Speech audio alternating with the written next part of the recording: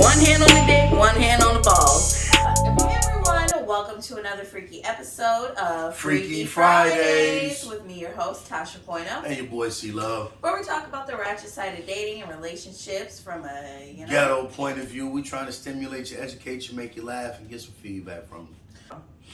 Okay, so how you been this week? Oh, it's been alright this week. It's been a long week. You know, it's been a recovery week.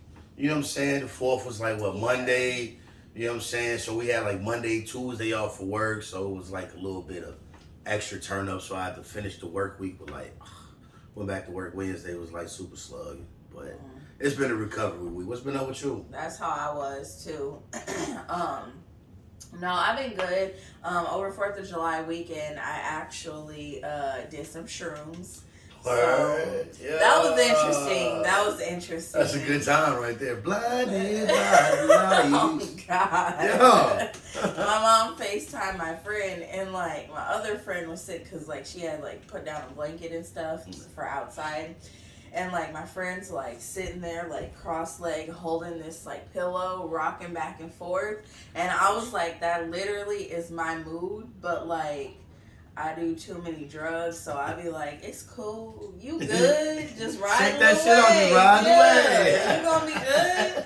So yeah, it lasted for 5 hours. So that's what's up, that shit. You know what? A good trip is a great thing because that shit really do. Oh, I don't know. It's just something about the mushrooms with a good environment. You got a good trip. That shit unlocked to me personally. It's like it unlock a part of your brain. Just because after you get sober, you just look at shit different. So yeah, that's really all that's been up with me. So without further ado, we're gonna go ahead and hop in these topics here.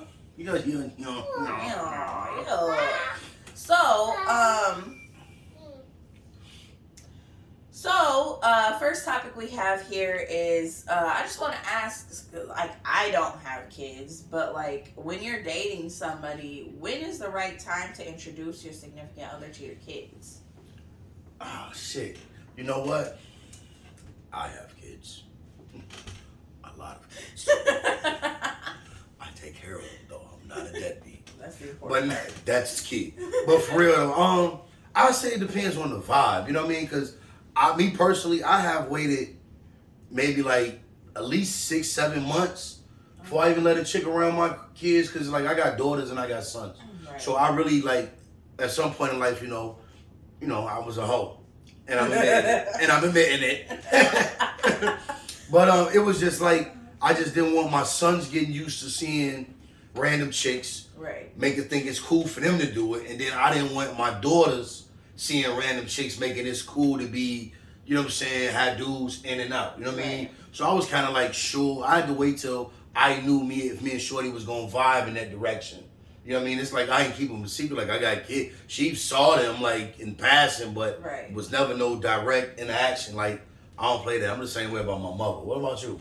No, I definitely agree. It needs to be a little time frame in there because, I was reading this story about this guy that was meeting people on Tinder or whatever, and meeting women that were single moms and raping their daughters, and it's you never know about people. That's why you gotta be really careful and let it stand up the test of time. But you gotta flip in on that sword too, real quick, because not to interrupt, but I used to date this chick. And I was trying to meet her baby daddy.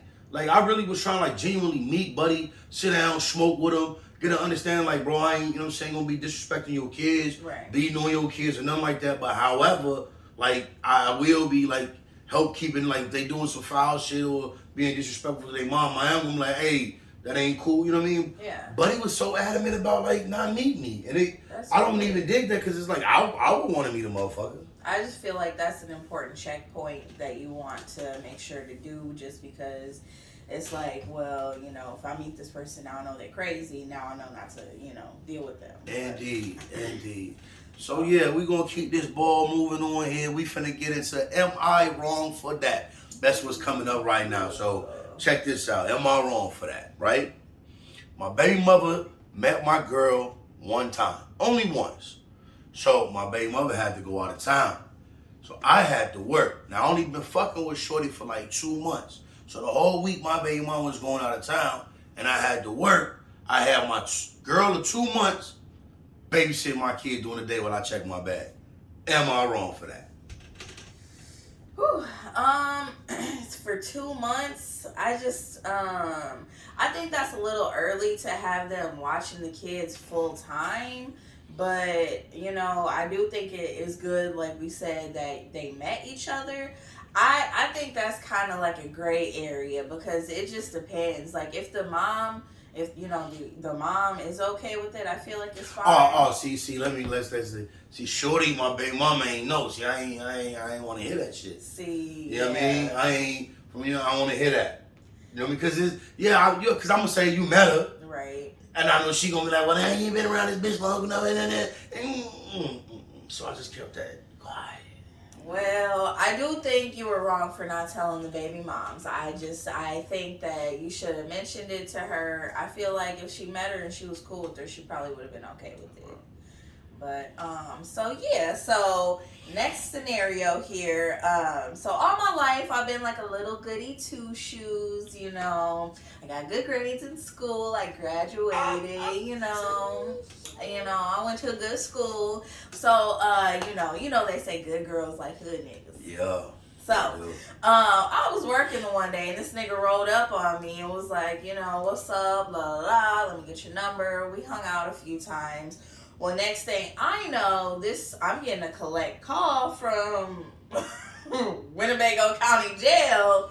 This nigga got locked up and is trying to get in touch with me.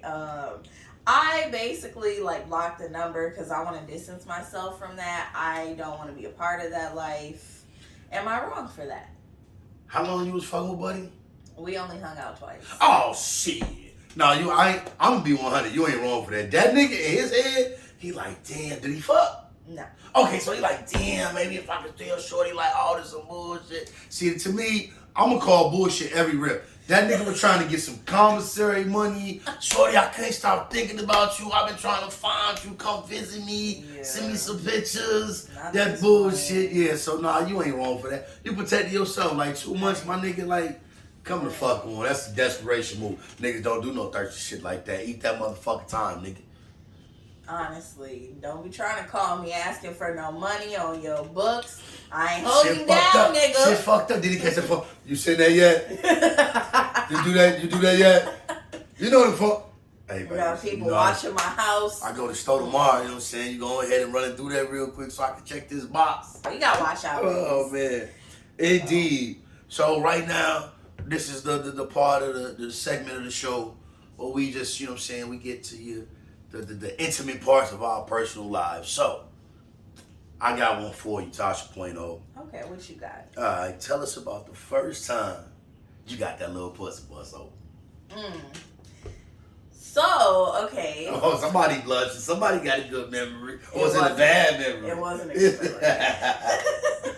So, first of all, backstory. When I was in high school, I used to bully this girl with my friends. And we taped a picture of a minivan to her locker because apparently she got cracked in a minivan. Oh. So, fast forward. Minivan. Let's swing the episode. Right. Fast forward a couple years later, I was hanging out with this dude that I had a crush on in middle school. Well, he agreed to come out and drink with me and my mom and stuff. So he comes over and we're super drunk. I'm acting oddly affectionate. Now I'm looking back at it. I'm like, because I don't do that. I'm hugging on this nigga. Ew, I don't do that. So anyways, we're super drunk. And I don't know how it happened because I was fucked up. Yeah. We ended up in the back of my grandma's minivan. This nigga. Who got cracked in a minivan part 2? I said, joke's on me, because look at me. Look at me getting dick in the back of a minivan. So, yeah, I didn't like it. His dick was small.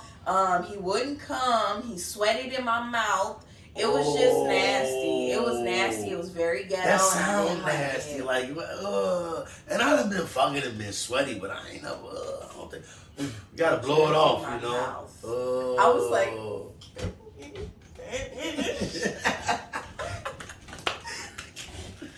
but yeah, man. That's my story. Man, shit. My story. man.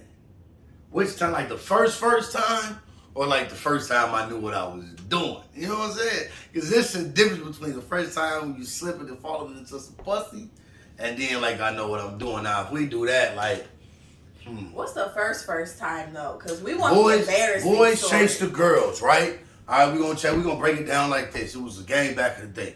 Boys chase the girls, catch a girl, kiss a girl. Y'all remember that? And there was this female.